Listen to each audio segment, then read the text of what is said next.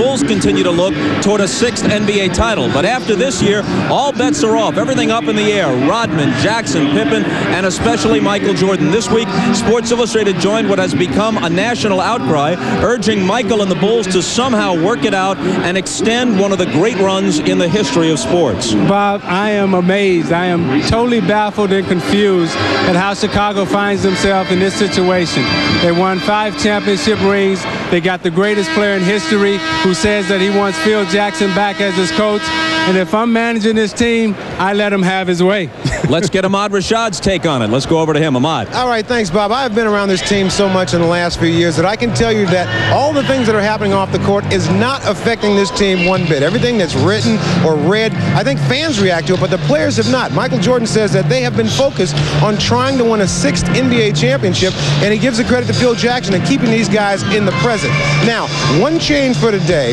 Yesterday, Phil Jackson gave the starters the day off. They did practice. This morning they had a shoot-around. Dennis Rodman missed that shoot-around, so therefore he will not start today. Tony Kukoc will start in his place. Bob? In and out for Grant Hill.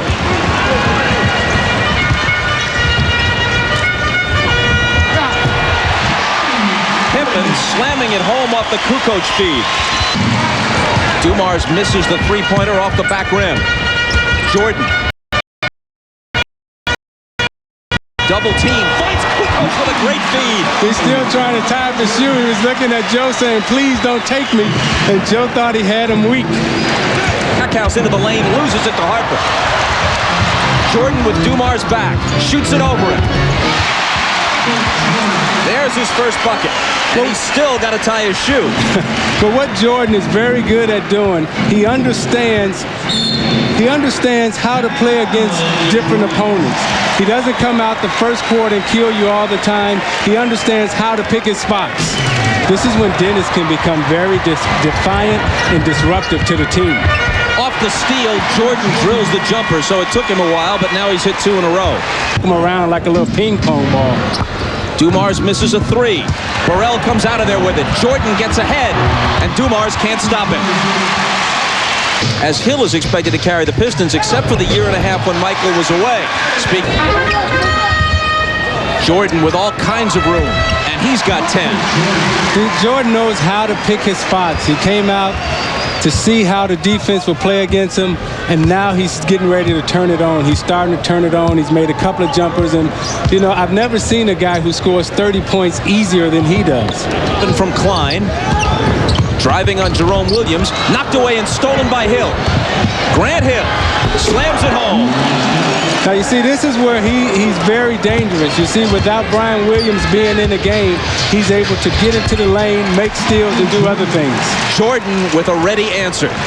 Scottie Pippen may be right on that one. Here is Michael. 14 for MJ. His concentration is unstopping 23 and white. Jordan with a 20-footer that's good. Pippen's the trigger man. Got to get rid of it. Pippen forces it and makes the 3! And if you're Alvin Gentry, you have to say to yourself, and he's just smiling and shaking his head, maybe not today. Tossed up by Pippen as the shot clock is about to expire, and it's a prayer which is answered to bring them back to within 6. Again, nice seal by Grant Hill right in the lane.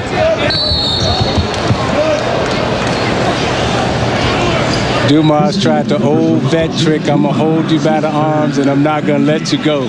He looked right over at you because he knew that you saw what he was up to and were explaining it to everybody. He just shot a smile your way. Well, we used to do that to each other every day in practice. The way we practiced, we used to practice all the little tricks to see what we can and couldn't get away with. You know, he would ask me, hey, Isaiah, you think the referee would see this? And I would ask him, you think he would see this? And that was a move that we was practicing, but I think he got caught that time. Jordan with 18.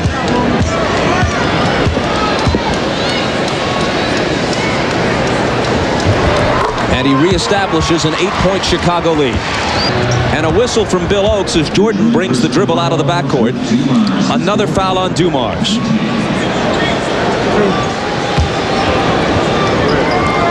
3 Look at Dumars. This is while you were saying he's a crafty veteran, tried to get away with one. He said, yeah, I know, Zeke. That's my man, Joe D. And Jordan reaches 20 points with the free throw. Hunter, by the way, has hit 7 threes on just 9 attempts.